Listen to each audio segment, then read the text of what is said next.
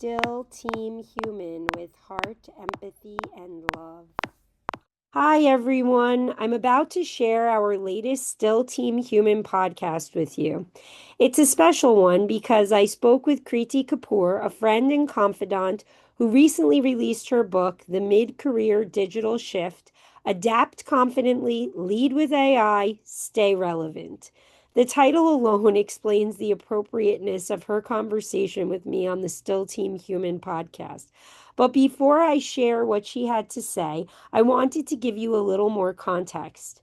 The message Kriti wants to get across is that the digital shift is here, and this digital transformation unfolding before our eyes requires different skills than mid career professionals might have right now.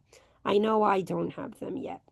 The digital economy is racing toward the day when it will account for 17% of GDP.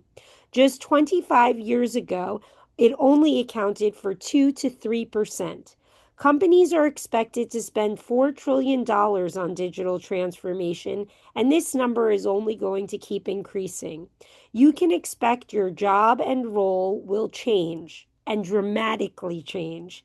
And you must have the critical skills of digital literacy and AI fluency, just to name a couple. And right now, more than 70% of AI projects fail to deliver because we don't all have the right skills and we don't all have the right understanding of this technology yet. Kriti's book helps us figure it out. She unpacks why this is happening and how to prepare people and processes for both the present and the future. And without further ado, I'd like to share our conversation with all of you. Here goes. Hello, everyone. Welcome to Still Team Human. I am your host, Francesca DeMeglio, and this is where we discuss how to keep people at the center of our work, even in the age of AI and other advanced technologies. This is where we elevate the human and understand how people can ensure the new world fits around their best interests. And today, our guest is Kriti Kapoor, author of The Mid-Career Digital Shift and an enterprise AI and workforce transformation executive with more than 25 years across the global technology ecosystem. She is also someone I have gotten to know over the last few years because she was an advisory board member at PEX Network, my old stomping ground. I've also enjoyed her book, and we're going to discuss that today. Hello, how are you, Kriti? How is everything going? I'm very well, Fran. Thank you so much. And I'm so excited we get to talk. And thanks so much for the opportunity. And I love the idea of still team human. So I'm ready to Yes. get stuck into it. I think it's made for us, actually. So I'm really excited to talk to you about this. Let's start with having you tell our audience a little bit about your career and the qualifications that you have for writing this book. Okay, well, ethnically, I'm Indian. I grew up in Singapore. My family moved to Singapore in the mid 80s, so about 40 years ago. And what brought us to Singapore actually was my dad's career in the technology industry. And I talk a little bit about that in the book as sort of a Yes. preamble. Following in his footsteps, I sort of joined the tech industry in the mid 90s. So I'm carbon dating myself for your audience.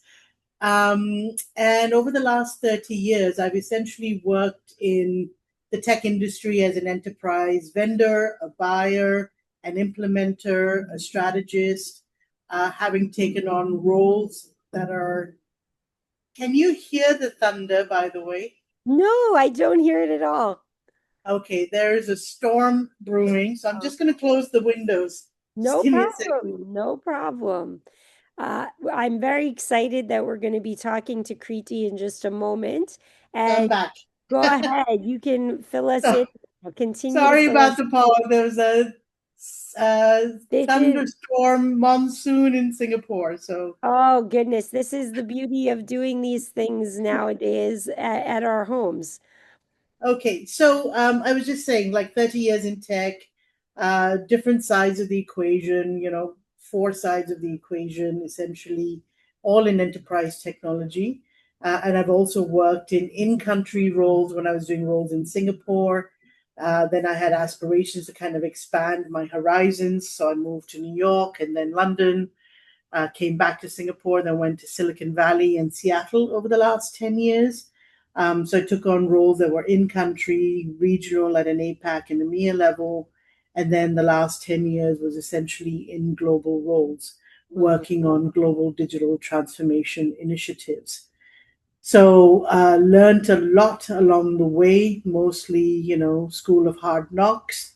And Mhm. every step of the journey, I found that there was no playbook for me to kind of navigate each wave of the digital change and shift and what was coming, and what to do. So it's basically mostly learning on the job, I would say predominantly, and from others. Yes. Well, what I loved about the book, I was saying to you before we started recording, is that it really seemed like it was written directly to me as a mid-career person. You provide a lot of practical advice, and one thing you did very beautifully was give us a historical perspective, which is something we kind of overlook as we're doing these transformations and get digging into our work. We kind of skip over that stuff. Tell me a little bit about why you chose this topic, why you Mhm. chose it now, and why you chose this mid-career audience. Great question. So, why this topic? So, as I was saying earlier, I've had the benefit of working in the technology industry for the last 30 years. So, I've lived through three eras of change, right? From the relationship era to the digital era to now the AI era that we are part of. I also call it like the imagination age because I think us as creators, something new and amazing is getting unleashed with the capabilities that Gen AI and AI technologies are sort of bringing to the fore, right? From a design perspective, video production, content creation, anything you can pretty much imagine, you Mm-hmm. can create. So I love sort of, um, again, like I said, I've had the benefit of being in tech and living through these different eras of change.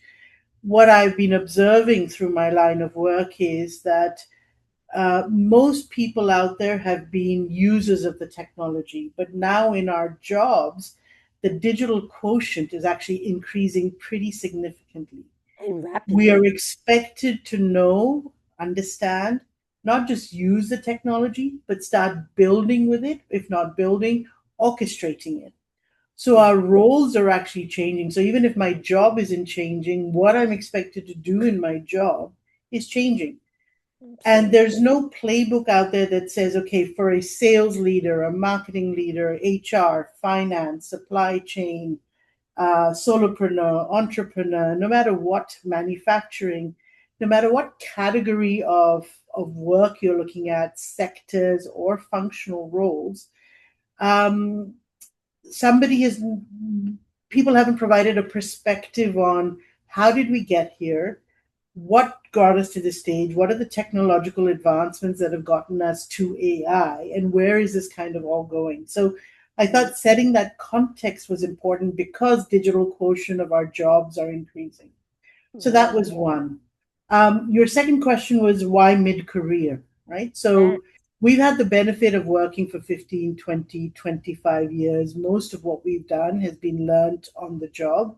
And my personal opinion and belief, and what I've been seeing as well, is actually AI is adding complexity to the workforce and to the work environment.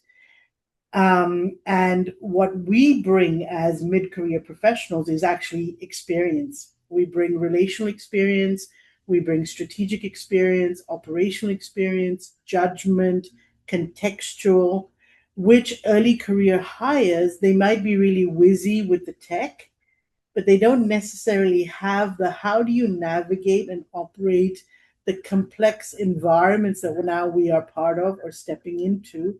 Mhm. And this is only going to increase. Right.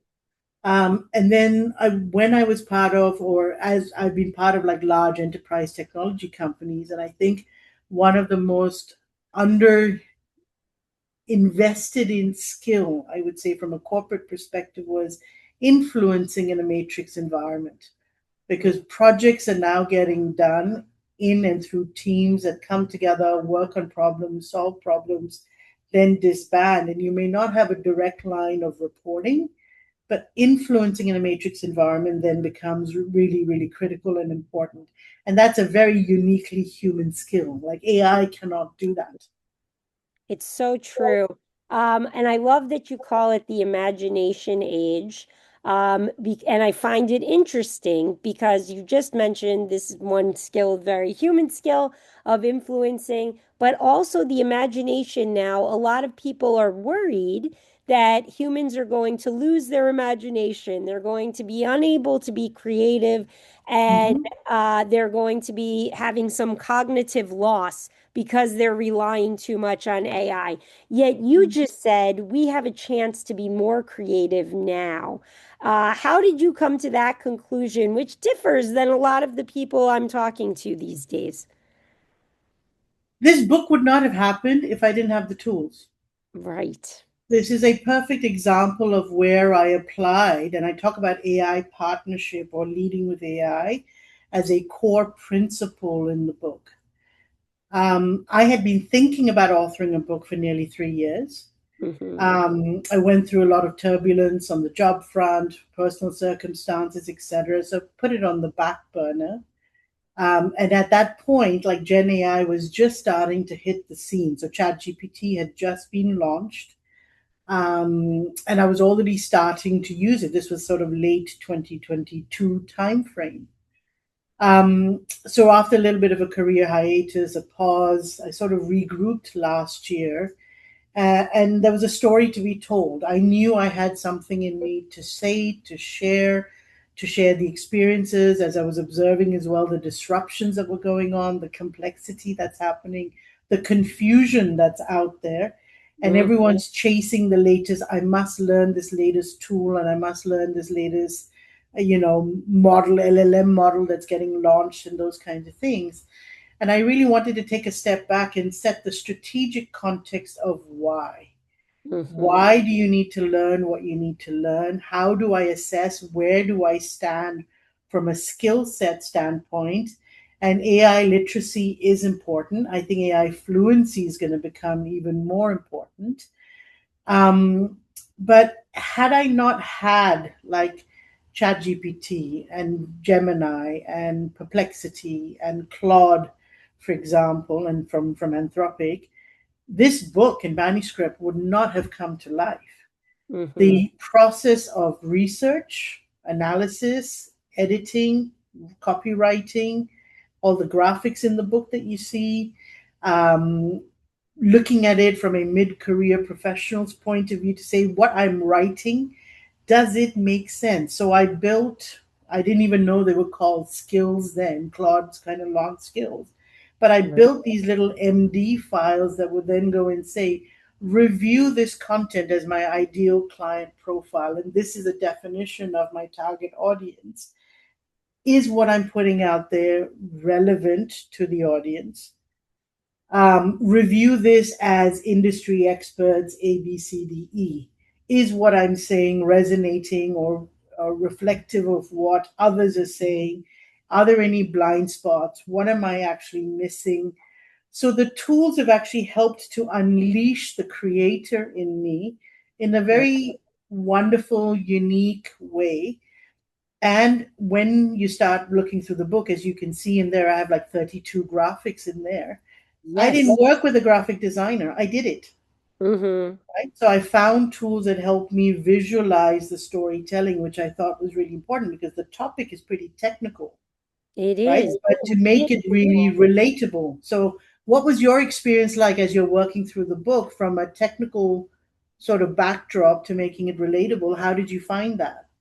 Well, I was just going to interrupt you to say that I actually found that very helpful because, sometimes the text gets heavy for people, and those graphics really show you what you need to know. Also, some people prefer to learn that way. And so it really speaks to both learning methods, so it Yeah. can be relatable to more people. I also think I've had similar experiences to you. Working with the AI definitely makes it easier to fulfill the things that are in your mind or have been there for a long time. These ideas you have, much like I've experienced with doing Still Team Human. It helps you do research for the topics that you want to cover. It helps you also create, backgrounds and Hmm. logos and all of those great things, none of which I would have been able to do and make it look as professional as it did, as it does, without some sort of AI. You mentioned a bunch of the tools. Do you find some are better than others? Do you have any recommendations for people or things you think everyone should be going out and playing with right now? So the first thing I would say is everybody should get at least one professional account, one pro account, whichever tool becomes your preference, right? So, but just coming back to the point you were talking about, where I was talking about like the creation process of the book, right? Yes. So, I did my own book cover. I did all the graphics. The only thing that the publishers helped me with, which was actually the most laborious and tedious process towards the end of the manuscript, was the physical typesetting. So if I Mm, was only doing a digital book, I probably would have gotten it to market a lot sooner. But because right. I went through a physical typesetting process, that took almost 4 months, which was which was a third of the time versus taking a book from idea to manuscript and getting it ready for launch, right? So that human component of itself is still really important. And then why I did the physical book is what I wanted to sort of bring that as a conversation, is because when I did a pre-order sort of, hey guys, I'm working on this book and this topic, about half the people came to me and said, is this going to be available in print? Mm, So there is something wonderful about it, and even I felt it. Like when I'm reading pages on a screen, versus when I actually physically get to hold the pages and I yes. get to review it and refer to it and I'm using it in my day to day job or whatever it is. There is something very, very different about a tactile, tangible experience that's very hard to explain unless you actually go through it, right? So when I offer a copy of my book to somebody or they bring it to me and say, can you sign it for me or this, that, the other, it just creates a very, very different human connection and experience. I couldn't Um, agree more. I love the smell of printed book or yeah. printed newspaper and the feeling of it between your fingers, turning the page, the sound it makes. It's a very sensory experience that Mhm. can't really be replaced. As much as I am reading your book on my Kindle, and that is how I tend to read books nowadays. Also use audio often when Yes. that's available, but there is something so special about the pages. I started in newspapers, so I'm always like very tactile about it. You want to feel the paper, see the print. I Um, think we might actually see a resurgence of that. So I think it'll be really interesting. I Um, can imagine nostalgia and also the younger people who haven't experienced that. There's a novelty to it, and there is something special about it. yeah. So coming to the tools question, right? Yeah. So yes. So as I mentioned, I worked with when I started the process. I worked with probably 5 or 6 different tools, and each of them are have their own large language models and their own reasoning engines and those kinds of things behind them. Um, each tool, how do I say this? Each tool has it had its role and its purpose in the journey that I was on. So when I was just doing brainstorming and I need a scaffolding and here's what I'm thinking, ChatGPT was brilliant with that because the outputs come really quickly, very well structured, gets you exactly what you need, and so it helped kind of build the scaffolding around a lot of my thinking. Yeah. I use Gemini pretty extensively for research because I think Google and its knowledge base and what it had between Gemini and Perplexity, they were really, really good with getting me, hey, I need a deep dive on this topic and this topic and this topic and this topic. And I found those tools to be really, really helpful for that. If I was Yes, looking at the journey incredible. and evolution of automation, the journey and evolution of, the phases of digital transformation, the three different eras of work, the challenges of mid-career professionals. So as I was thinking about the different themes in the book I wanted to cover, I was referencing or using different tools for that. Eventually, what I found and loved the most actually was 80% of my work actually switched into Claude from Anthropic. I liked the fact that I could organize my projects. I could create these, and I didn't even know then, but they were essentially skills files or little knowledge files that I could create about Hmm. my ideal client profile, about the experts, about my voice and style guide, about all the different research that I had um, developed and created. Yes. So I kept throwing that into the different projects. And as my manuscript was evolving, I created version one, version two, version three of the project. So that was also an iterative process. And I have found personally, from a writing, authoring, articulation of ideas perspective, the my relationship with Claude is pretty tight because I Yeah. feel like it gets me, and I think the language is the most natural interactions that I can find. And I also use Claude heavily for research synthesis as Mm. well as validation of the research as well. So it did cost me. At one point, I was spending about $300 a month on my Claude licenses. Mm. However, again, it helped me to fast track and accelerate my process. Had I not made those investments, I don't think the richness of the manuscript or the robustness would be where it is if I didn't have these tools and the Right. speed at which I was able to work through it. Yes, and just to say about Claude, it has been rising in the ranks of late, and many professionals are, many organizations are actually investing in it as well. That's been in the headlines Yeah. most recently too. Brad, I wanted to answer your question around mid career as well, because I don't think I Yes. gave you a complete enough answer for that. Go right ahead. Um, yeah, so mid career. So first of all, my estimate, right, and I think I'm underestimating it, but I wanted to be conservative. My estimate is that there's about 300 to 400 million knowledge workers and professionals around the world who are between the ages of mid 30s to mid 50s that are out there in the workforce. According to, again, my analysis, looking at the International Labor Organization data, et cetera, that's about 8 to 11% of the worldwide workforce. And the global workforce is estimated at about 3.6 billion.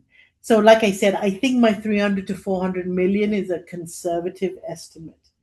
Now, most people don't have the luxury of working in large organizations like the Microsofts, P&Gs, Unilevers, uh, oil and gas industry, whatever.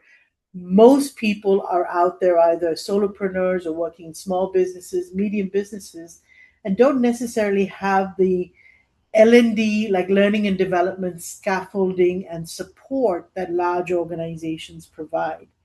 So, my hypothesis is that many people are trying to figure out how to navigate the digital change and Yeah. AI acceleration kind of on their own, and It's are a good finding analysis.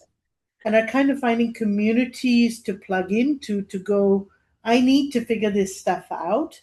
And for lack of having a community of practice that is within my organization, because I'm part of a 5,000, 10,000, 50,000, 250,000 person company, how am I going to figure this stuff out?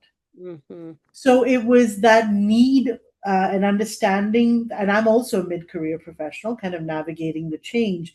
So it was one that I could relate to very, very closely, and also say that we need help. Right. And we are running our day-to-day job. So one of the things I talk about in the book is this like triple effort reality that we are dealing with. One is we are expected to deliver and deliver well in our day-to-day jobs. Secondly, actually, as mid career or experienced professionals, I would say most of our time and effort is actually spent in translation work, in bridging work. Person X is not talking to person Y, or we're solving complex problems.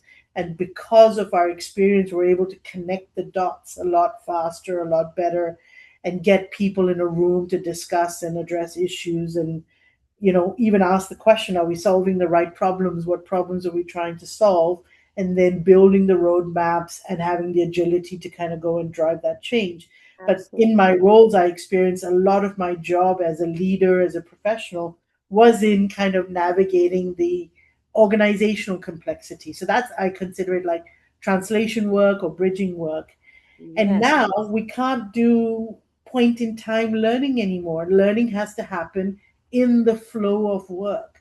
So Mm. continuous learning is essential. Whether it's a little app I've built here, a little automation I've built there, a new tool I've used, a new capability I've used.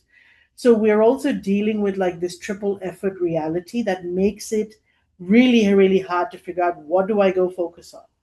Right. I think that's such a good point, especially in the United States. I've seen that having covered HR for Mm. HR Exchange Network, it's well known fact that we're very behind the times in the way we train, the upskilling. You and I have talked about the difference in Mhm. Singapore and how, ahead of the times it seems compared to us. So yes, I think you're right. People are on their own to figure this out. And as you point out, this particular generation kind of has one foot in the past and one foot in the future. They have experience talking on a landline and Yep. going into the office to work. And I speak from what I know. And yet we've lived through all of these amazing advancements that it's Yes. almost too incredible to believe.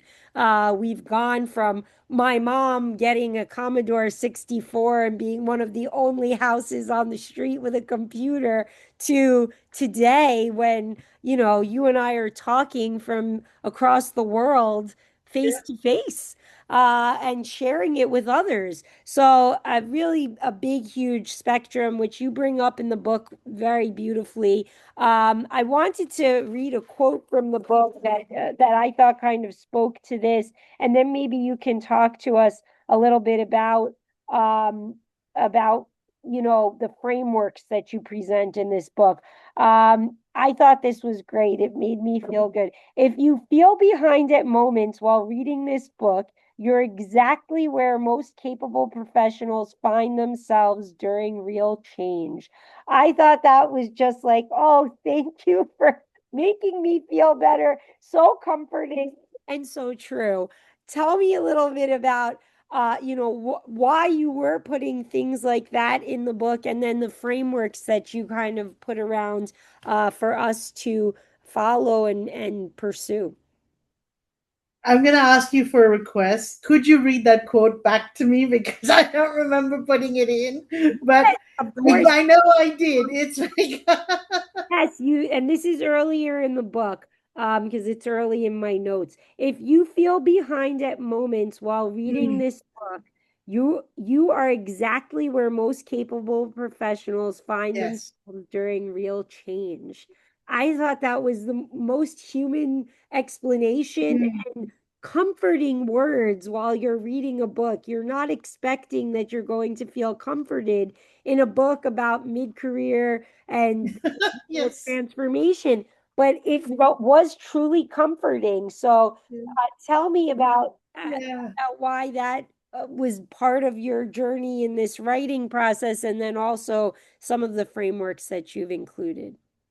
Yeah, no, thank you for reminding me because again, it's 70,000 words, so Oh, it's like it's very long. um but I wanted to make the experience of going through and navigating a digital change a very human experience. Yes. As I mentioned, at minimum, there's 300 to 400 million of us that are in this boat, in this global experiment together.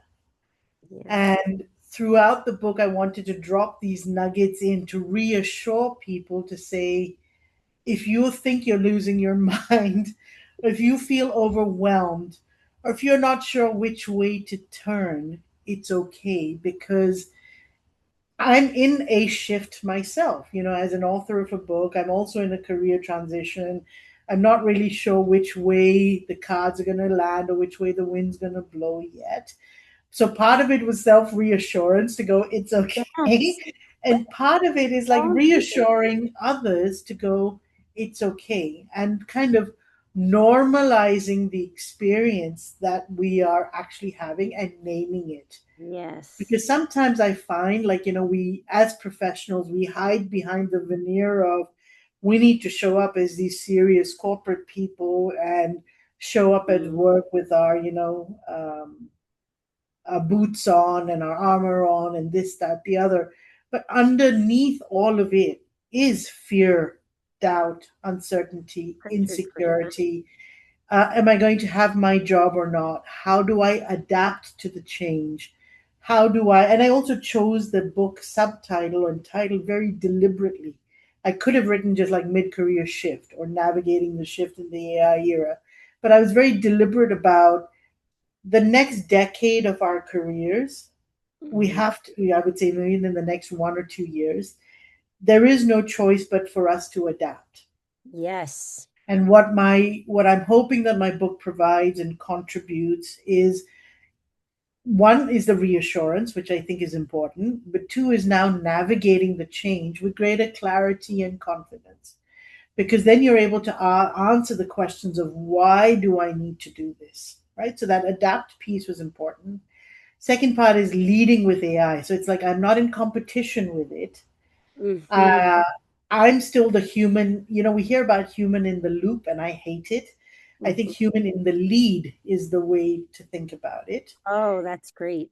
And I also talk about AI partnership because AI is a collaborator, a research assistant, somebody that's going to go and do the tasks that I don't want to do or that can do it better and faster while I go do my creative thing. So that me writing the book was an example of how I put the tools to the test and learned as well along the way. And that's another top tip I would give to people is find a project as big as small, whatever it is, because that was the way I found, like with me working on a manuscript, accelerated my learning. It Yes. accelerated my learning and my exposure to the tools and getting like, okay, demystifying each of these. And I don't claim to be an expert. I don't think anyone can How because can the you? pace Yes. of change is extraordinary. So that lead with AI kind of comes from that. And then one of the biggest worries and fears that we have as mid-career professionals is how are we going to stay relevant? We're Hmm. not old enough to retire and we're not young enough to go AI, I got this, I've got my digital backpack on and here I go, I'm racing to the moon. We're Mm. kind of in the middle and we Yes. have at least another 10, 15, 20 years of our career. So if we don't pay attention to our own skill set and evolve that, no one else is going to do it for us. It's really true. And I just think you mentioned you were in a career shift, a career transition right now. I'm definitely there too. But I actually feel like even if you have a full-time job right now and have that job title, you're in a career transition. You just don't know Yes. it yet. Especially at this age, at the age that both of us are in, this mid-career portion of people, you just don't know it yet. And I feel that's going to be true across every industry because there's no way that this technology isn't going to touch everything. It's going to touch Mhm. everything if it hasn't already. So, yes, I think that was such a poignant way to put it. Another quote that I took from your book, you said that agentic systems extend what professionals can accomplish. Human creativity, curiosity, and judgment give technology its purpose and direction. This is clearly what you're talking about when you say human in the lead as opposed to Mhm. human in the loop. Uh, And I've been talking to a lot of people, if anyone's been tuning into the podcast, about this idea of AI as a collaborator and helping AI. I mentioned a number of times the book Creativity in the Age of AI, which Professor Jerry Wynn from the Wharton School talks about how we can use the technology to stay creative and relevant. You clearly believe that's possible.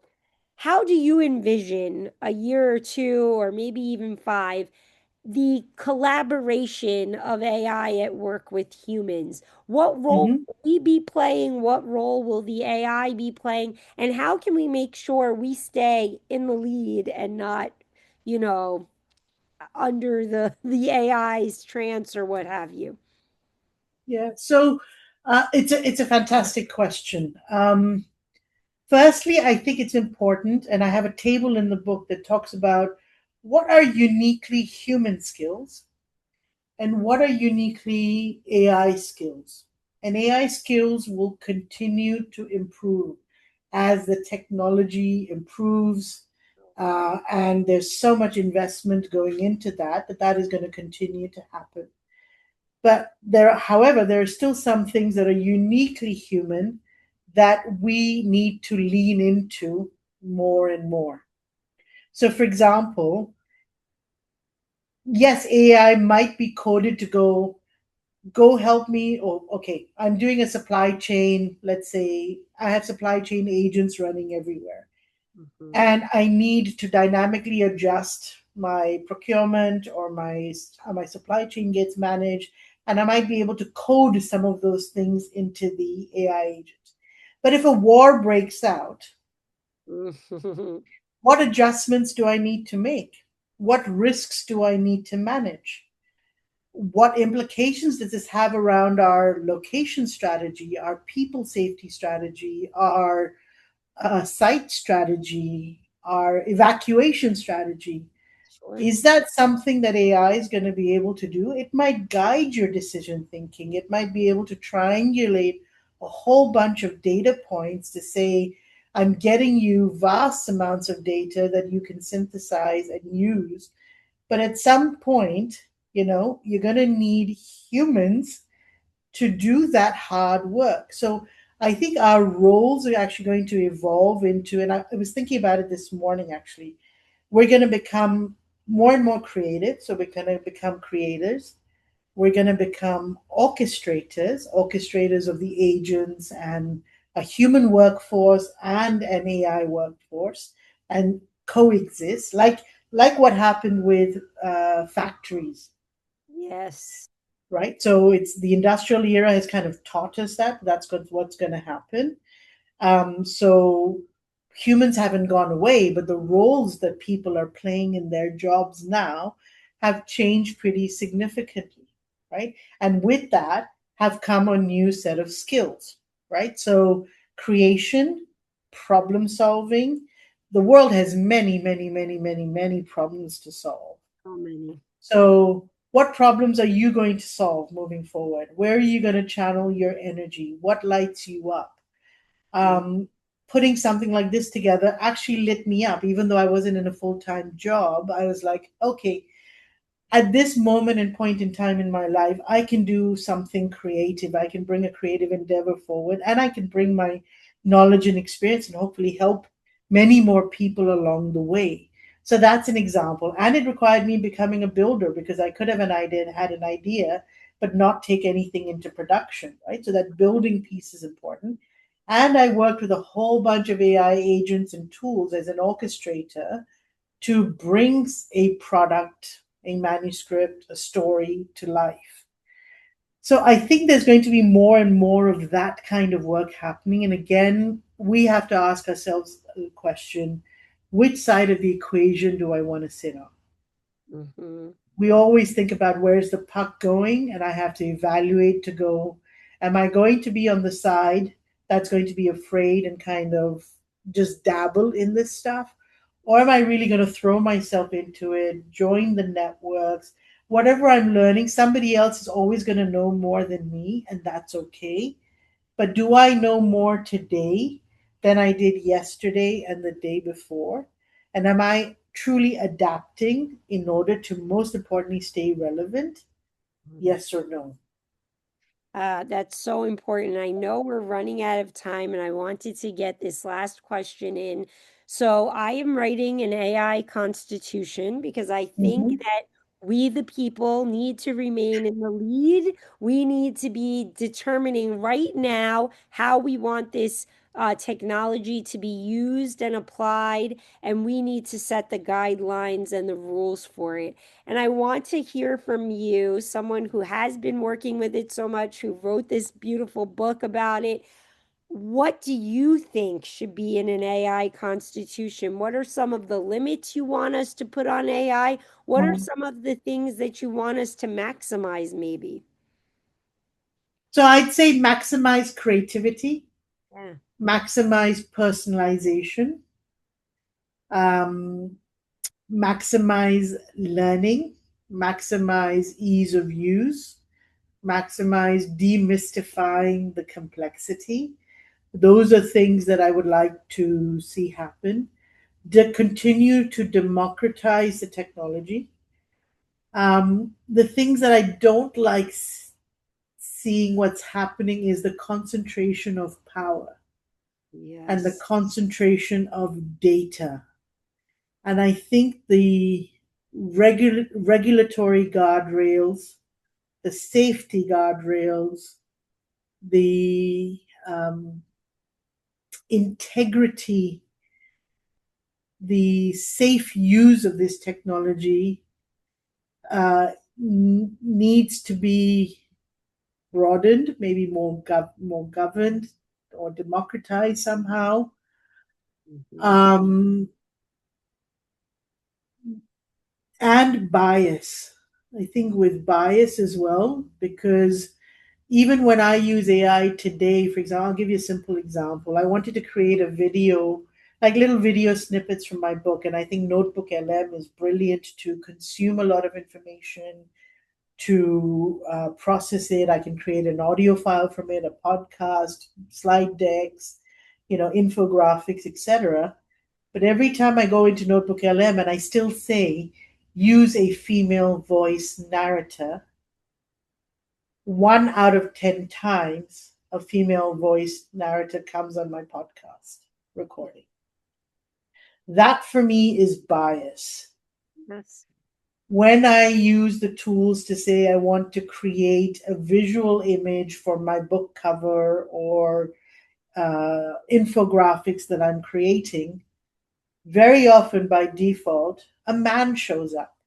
Yes, in a suit. Yes. A man shows up in Right. some way, shape, or form. Yes, a white And man. I have to go in and codify it to say, actually, I'm a woman author. Right. And how many women authors are there out there that have talked about digital transformation and workforce transformation? Probably not that many. Right. And So I and have to intentionally go in and shape that. So I think that that needs to be part of the manifesto. I can't remember the word you just called it, but I called it an AI constitution, but yes, it's my constitution. manifesto. I agree. But I want to get other people's voices Yeah. involved.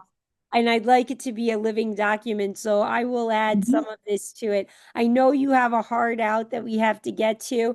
I wanted to say thank you for doing this. And please come back again and have a conversation with us. I hope you'll be able to. And how can everyone reach you? You can reach me on LinkedIn, and I'm assuming you're going to share all the social links. Of course. So feel free to reach out to me on LinkedIn. I also have the link to my book on there on the website. If you want to get to me, it's kriti.kapoor.ai or kritikapoor.ai/digital shift. But I'm sure Fran's going to give you all I the will links put there everything for the in the show resources. notes. Everything will be in the show notes, and you can pick up the book on Amazon. So don't hesitate. Pick it up, give it a read. It is going to help you maybe change your life and your career. So thank you so much, Kriti. It was a pleasure talking to you, and we will do this again soon, I'm sure. Thank you, Fran. Okay, bye bye, everyone. Bye.